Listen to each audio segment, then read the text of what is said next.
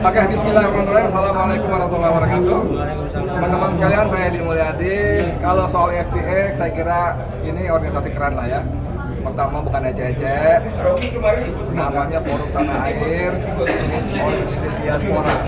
Orang-orang Indonesia di luar negeri di 5 benua, 131 negara ya, luar biasa. Jadi sekali lagi bukan ece-ece.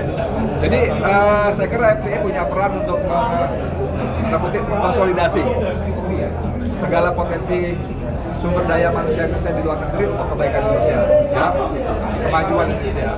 Kemudian tentang harapan kabinet, saya sebetulnya terpaksa dan harus dipaksa untuk berhusnuzon kepada Prabowo Subianto minus Gibran. Boleh dong, saya mau mengucapkan selamat kepada Prabowo, selamat bekerja, selamat menjadi presiden tanpa Gibran. Gitu ya. Harapannya, ya saya katakan tadi dipaksa untuk berhusnuzon karena dari mulai dia memanggil para calon pembantunya, menteri, wakil menteri, kepala badannya itu kita cemas. Orang-orang bermasalah, warisan Jokowi dipanggil, dikumpulkan, dipakai lagi. Nah ini kan tidak sesuai dengan bukunya Paradoks Indonesia Paradoks itu ya, pidato-pidato dia. Tapi kita berhusnuzon, mudah-mudahan ya, seperti harapan banyak pihak, Prabowo pada saatnya akan tampil menjadi jati dirinya ya, sebagai seorang patriotis, seorang nasionalis yang ini penting ini, yang kita tahu menjadi petugas partai saja hina, apalagi menjadi petugasnya Jokowi. Saya kira clear pesan saya ya, bahwa Jokowi punya pengaruh ya, tapi Jokowi tidak berkuasa lagi. Nah pengaruh itu nanti secara perlahan akan semakin memudar, baik kepada Prabowo khususnya, juga kepada orang-orang yang dirugikan pada Prabowo Subianto. Saya kira itu saja. Jadi tema kita kali ini, Kabinet Merah Putih, harapan untuk kelanjutan. Kita berharap ini adalah harapan untuk kelanjutan. Terima kasih, demikian. Assalamualaikum warahmatullahi wabarakatuh. Kemarin kita toleran karena ada pengumuman kabinet baru, dan yang ketiga hari ini saya datang. Saya berharap dari Forum Tanah Air ini tidak henti mengangkat ketidakadilan ya. Ketidakadilan baik dalam bidang politik, dalam bidang ekonomi, sosial, dan terutama hukum. Dan hari ini saya selaku Presiden Asosiasi Ahli Pidana mengatakan apa yang terjadi pada kasus Mahkamah Agung itu jangan berhenti kepada bapaknya Robert Tanur, tapi juga harus kepada Mahkamah Agung, kepada Hakim Agung. Kenapa? Karena kalau berdasarkan Undang-Undang Tindak Pidana Korupsi ya, pasal 55 jelas, meskipun Hakim Agung itu belum menerima uang, tetapi yang namanya Saruf Rikar, dia sudah mengatakan sudah terima uang 1 miliar.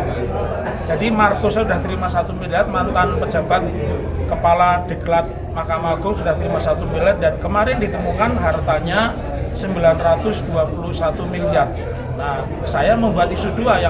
Isu yang pertama, Hakim Agung itu juga harus diperiksa dan ditangkap karena putusan 5 tahun terhadap kasus pembunuhan itu tidak benar. Kenapa?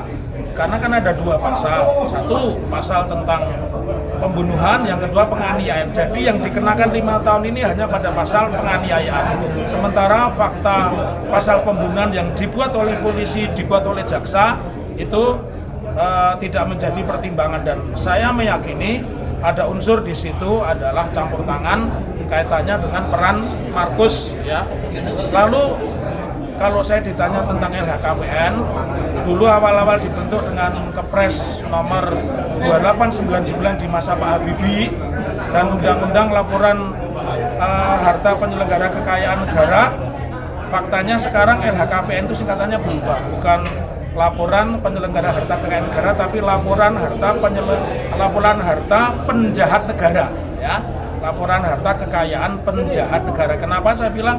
Karena tidak masuk akal pejabat negara punya pendapatan sampai ratusan miliar, bahkan triliun, yang punya hanya penjahat.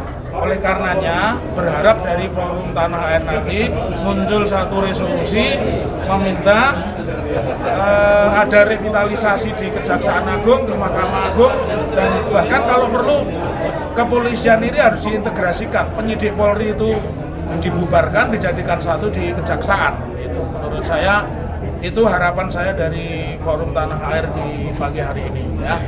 Jadi revitalisasinya sekali lagi teman-teman jangan menyebut laporan harta kekayaan penyelenggara negara, tapi laporan harta kekayaan penjahat negara. Karena itu ya harusnya diumumkan sebelum mereka menjabat dan setelah menjabat. Tapi faktanya kan diumumkan setelah mereka jadi penjahat kan begitu.